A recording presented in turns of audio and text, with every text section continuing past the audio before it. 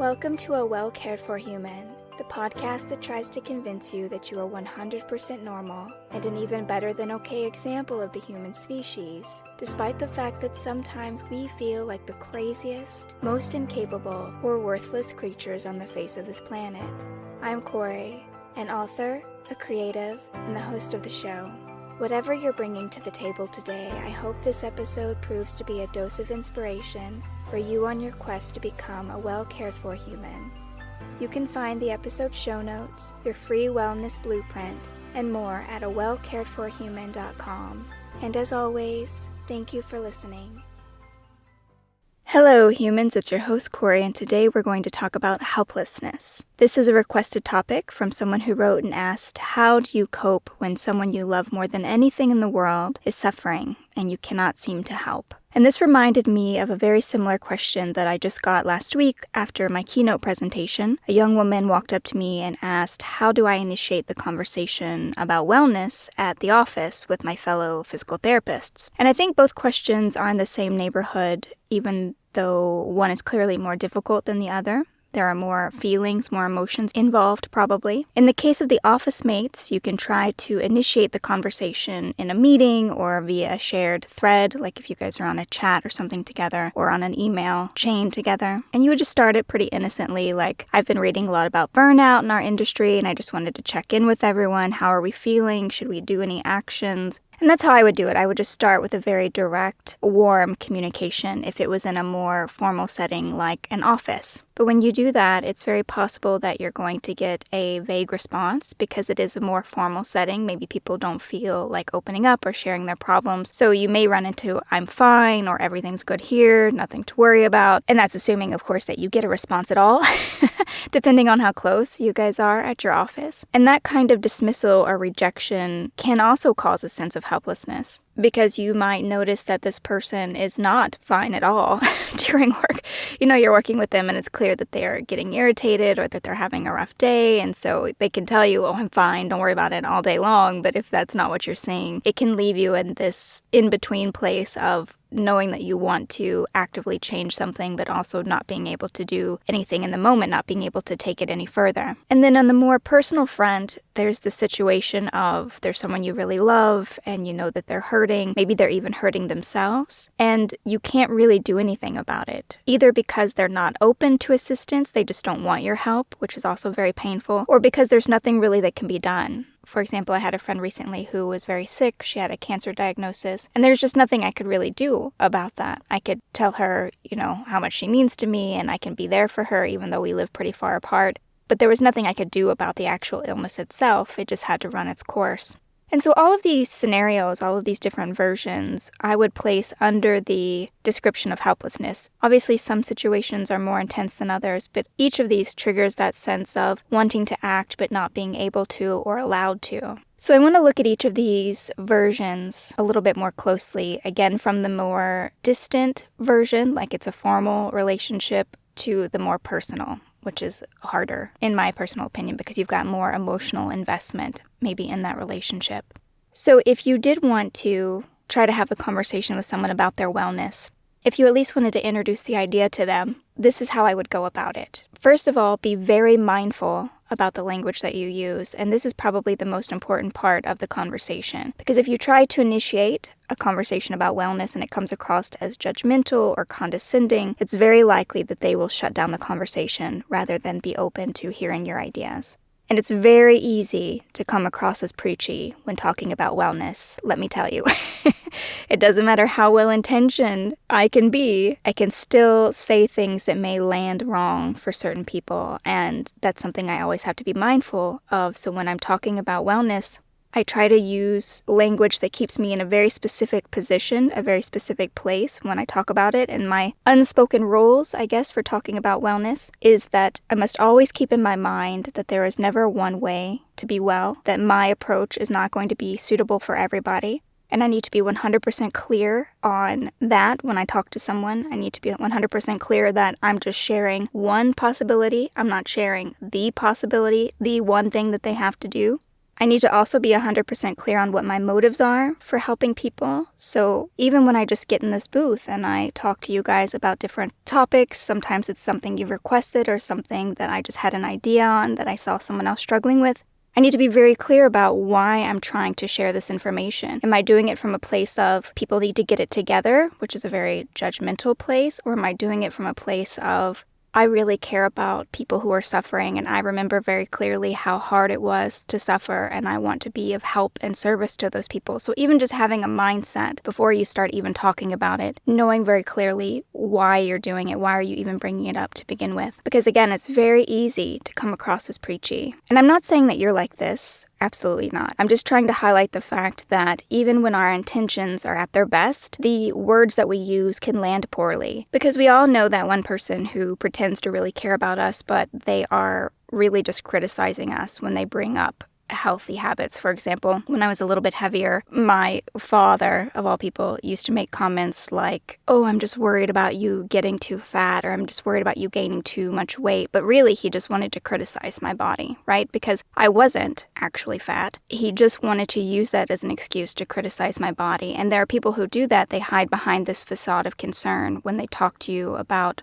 not just your appearance, but maybe other things that they agree or don't agree with. So just be mindful that wellness is a tricky one. And because wellness is tricky when we want to talk to others about it, it really needs to come from a place of love and respect and equality. Definitely not, I'm doing better than you, let me tell you how to shape up. But I'm absolutely here with you, and I care so much. What can I do to help you? So just make sure that that position is absolutely clear in the words that you choose. I also try to empower the person to take control of their wellness because, again, it shouldn't be me telling them what to do to be better. True wellness is meant to be empowering. It's meant to be something that allows people to help themselves, not something that someone else is going to do for them. Unless we have children that we're trying to raise or that we're trying to support until they get to adulthood, we're not supposed to be managing the wellness of other people. We can support them and we can facilitate that and we can do what we can to make that work easier for them, but the ball always has to be in their court. And so I just try to set that tone when I am talking to people or working with someone. I try to make my role in their wellness very clear, which is I'm just here to be a loving and kind voice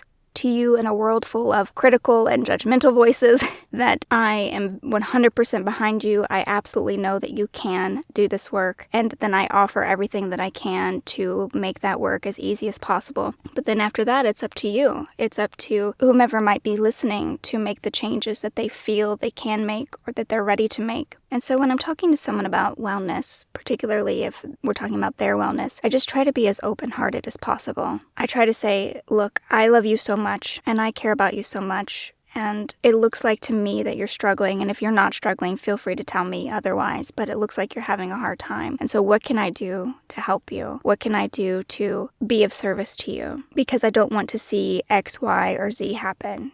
I don't want to see you struggle in these ways. And sometimes boundaries are really necessary depending on how personal this relationship is, how close you are to this person. It's very tempting to throw away your own boundaries when you're offering to be a helper for other people. Sometimes if we're trying to help someone who's in a really bad place, they may ask something of us that's not in the best interest of our own well-being. And I ran into this a lot with my mother. So many of the times that I tried to help my mom, when I was trying to offer her a place to live or some kind of support, she really just wanted money from me. But I didn't have the money to give her. I was already in debt. I was already strapped myself. And so sometimes what you're offering is not what they want. And that doesn't mean that you should throw away your own wellness just to help that person. Because if it's going to hurt you physically, emotionally, or financially to help that person, it's more important that you say no, that you protect yourself. And I absolutely know that that's hard and it feels terrible, but retracting from your own well-being is just going to leave you both in the deficit. It's not going to actually help them. It's not going to heal them. It's not going to pull them out of it. You're just going to go down with them. The gravity of their situation is too great. If they're asking for things of you that will hurt you, then that means that their situation is too heavy, so to speak. And so if you grab onto that, that you're just going to go down with them. And so what I try to do to prevent that is that I give very clear examples of things that I'm willing to do whenever I make the offer. So let's say the conversation is like, it seems like you're having a really hard time, but I love you so much and I would really love to help you in some way. If you need someone to, and then insert the examples, like if you need someone to drive you to the doctor, I'd absolutely do that. If you need someone to go with you to check into the rehab, you can do that. If you need someone to do X, Y, and Z, specifically state what you are willing and will not do, and make sure that whatever it is you're agreeing to or whatever it is that you're offering, that still is in the parameters of your own well-being. Also, you could try to keep it open, such as,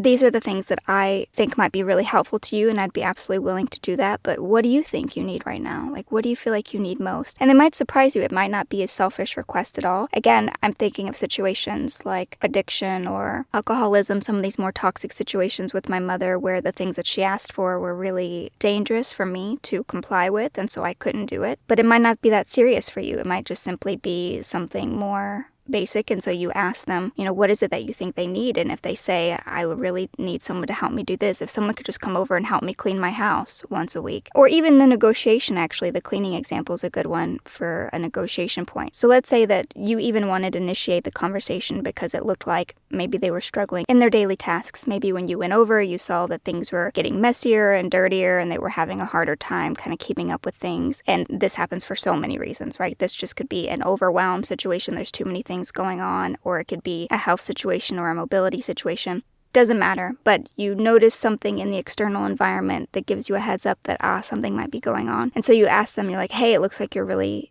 struggling. Is there something I can do? And they're like, I just wish I had someone to clean my house. Now, if that doesn't feel good to you, like if that feels like a red flag, like, oh my gosh, if I clean this house for her once, she's gonna expect me to keep doing it forever and ever. Like if it feels like it's that kind of relationship and that's a risk, you could negotiate and be like, well, I can't clean the whole house, but I can come over for 2 hours on Friday. Let's just plan on cleaning it together then, and set those parameters for what you will do, and then show up at that time and do what you can. And then when you're done, walk away from it. So there's also negotiation that's possible in these wellness situations where you, again, can keep your needs in the picture. You can do what you can to offer that support, show that you're there, show that you care, but also not put your own well-being at risk while you're doing it. And so those are some ideas for how you might be able to initiate the conversation, either very directly and openly in kind of a work environment, or very heartfelt and vulnerable in a personal relationship, offered help, but keep your boundaries in place when you do it. These are all great first steps, but the reality is that sometimes when you put yourself out there and you've made it clear in the most loving or affirming way possible that you're here for them and you're willing to help, they just don't accept your help, or they close down the conversation, or what they want is something that you can't give them without hurting yourself, and hopefully you won't do that. And so this is where the helplessness usually gets amplified, when we want to help but we can't, or we try to help but it doesn't go forward. There's something that ends the situation. And it's terrible. I mean, I'll just be honest with you. It's an awful feeling. I never once have enjoyed feeling helpless.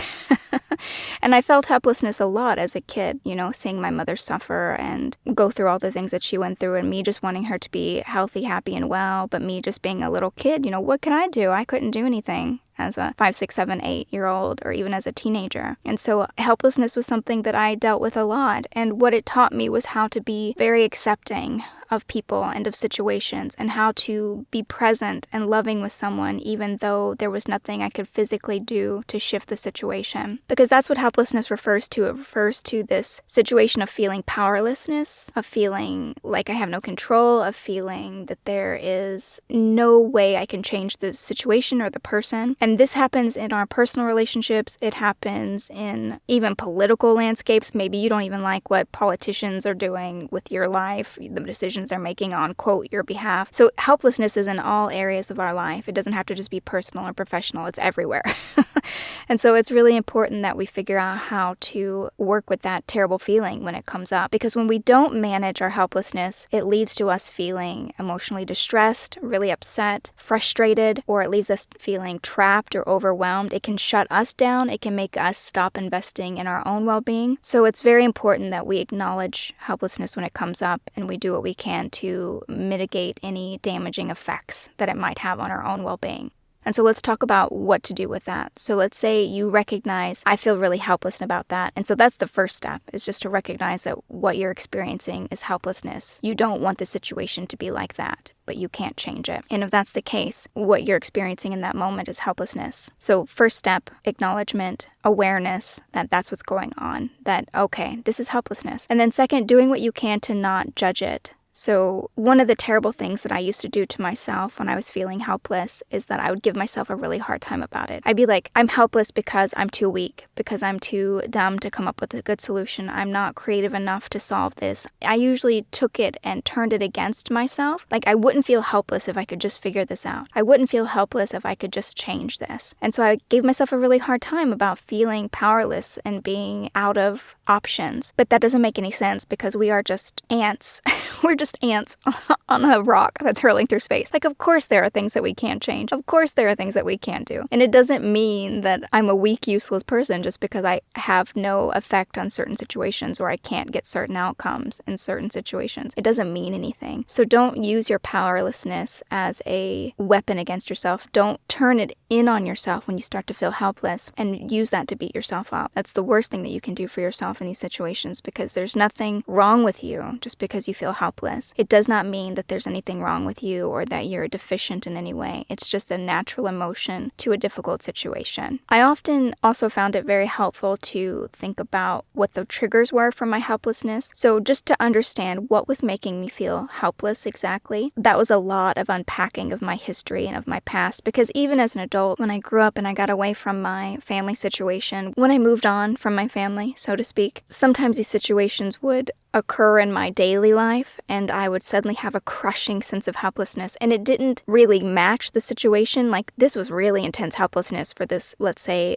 level 1 problem. Like, it wasn't a big deal, this one thing that I couldn't change now in my adult life. So for a long time I didn't realize, actually this is some residual helplessness from the past. I'm really sensitive to the feeling of helplessness because of how much I experienced it in the past. And so it's very possible that right now in your adult life you're experiencing helplessness more intensely if you were really conditioned or exposed to it in some past experience, either childhood or just even earlier in your adult life. Maybe you had a terrible relationship, or maybe you had to watch someone you love suffer. So it might also be required that you acknowledge the role that your past is playing in your present experience. Like, oh yeah, my helplessness is really getting triggered, and it's getting triggered in these ways. So this reflection, I'm going to say journaling.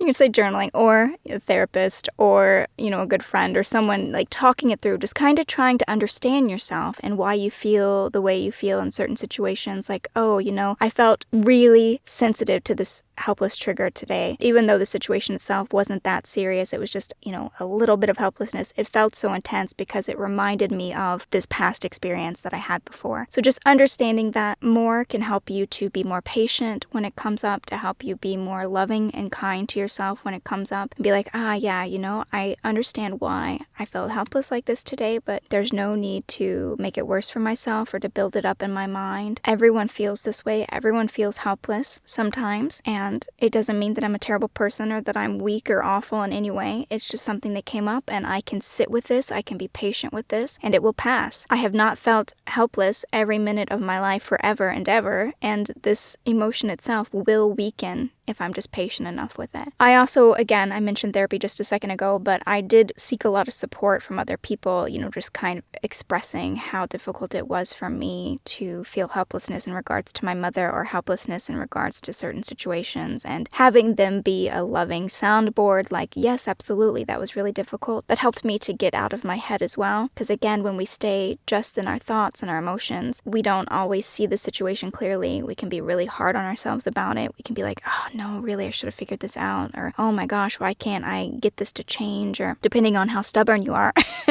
If you're really stubborn like me, you might really be trying to get in there and fix it. And so just having that greater awareness, and then allowing other people to support you in those difficult moments and sitting with that pain, that can be really helpful as well to alleviate some of that pressure. I also like to just focus on the things that I can control. So I knew that I couldn't save my mom, right? I knew that I couldn't fix my mom's situation, and that was really sad, of course, and that was really hurtful, but I knew that I could save me, and I knew that I could take care of me, and so I used all that energy and desperation to change something, and I channeled it toward myself. And that's the best thing that you can do, is to look at the things in your life that you don't like that you can fix, because surely there's something in your life that you don't like that you can change, that you can work on. And every time that you encounter that feeling of helplessness, just go work on that other thing.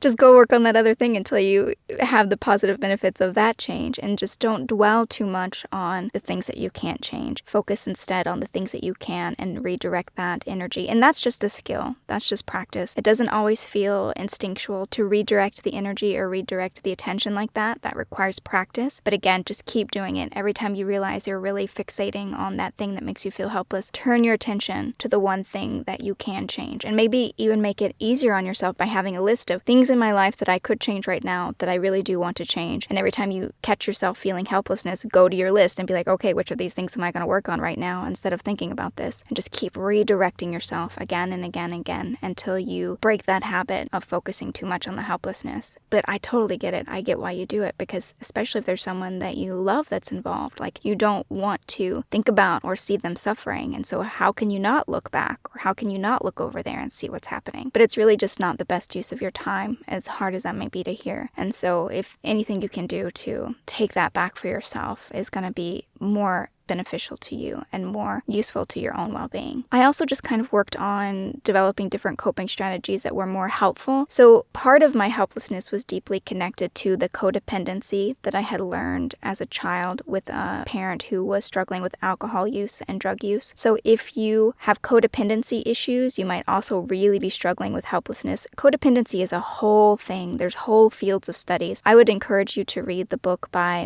Beattie called Codependent No More. And Codependent No More was really good at kind of showing me this cycle that we get into when we're trying to save people that can't be saved. And so it creates codependency. It creates this, let's call it, tapestry or network of poor coping mechanisms or poor coping strategies, things that we do that are not great for ourselves. And so slowly I had to replace them one by one. And that could be anything such as mindfulness, or learning how to relax in my body, or meditate, or relax my mind, or exercise, or do something that brought me joy or fulfilled me, and using my creativity to give people power. I mean, there's no mystery here as to why all of my characters I mean, pick up any book, go to the bookstore, or go to the library, or go online and find a Kory M. Shrum book, and what you're going to find when you pluck it is that there's someone in there who was feeling helpless, and then they gain their power back. Like, that's a whole trope, and so I totally get it, this sense of this progression from a sense of powerlessness to gaining your power back. And I used creativity to explore that. I used creativity to help me retell myself these stories, to feel less powerless, to feel less helpless. And so you can do that for yourself as well. So maybe it might require that you look at those coping strategies that you're using now and asking yourself if maybe there's any of those that you need to replace with better coping strategies. And if you just do a quick search, like an internet search of negative coping strategies or codependent coping strategies, you'll get a list of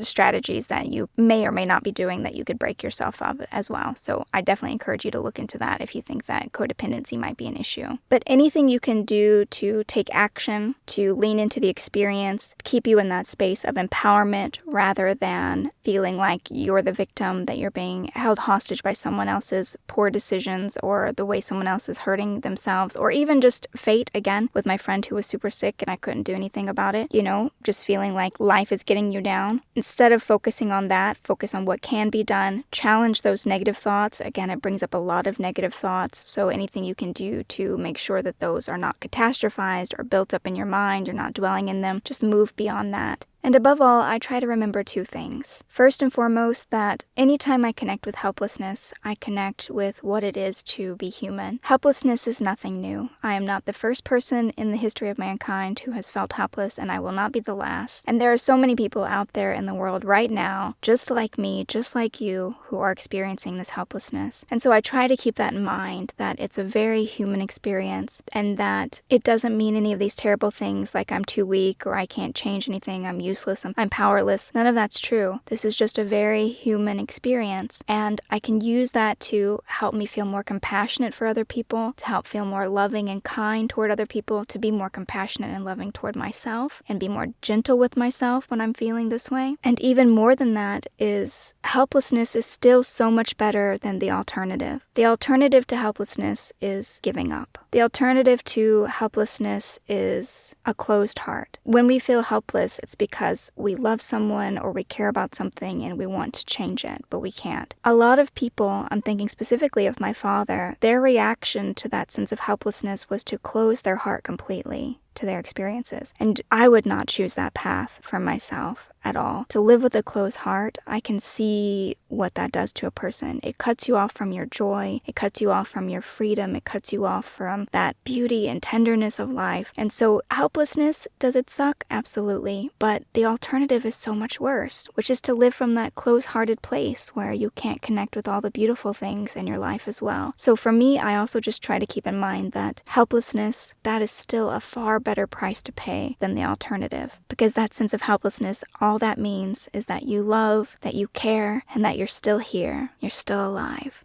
And that's it for today, dear human. As always, I hope you found this episode useful. And if you would like to write into the show today and ask me for my thoughts on something that you're dealing with, I would love to hear from you through any of my social media or through email, Kory@koryimsham.com. Otherwise, I will be back next week with another episode of A Well-Cared-For Human. And until then, please take good care of you. This episode of A Well-Cared-For Human was written and produced by me, Kory Marie. The music was by Late Night Feeler and Esther Abrami. If you like what I'm doing here, please consider visiting my Patreon. For as little as $1 a month, you get early ad-free access to the episodes, as well as a monthly patrons-only Q&A, bonus videos, and more. Not to mention that your Patreon support lets me know that you find value in the show and want it to continue. You can find me on Patreon by visiting www.patreon.com/Kory Marie. If you can't support the show financially, that is okay. You can still subscribe to the show, leave a review of the show, and recommend the show to your friends, not just the neurotic ones. All of this helps so much. And as always, thank you for listening.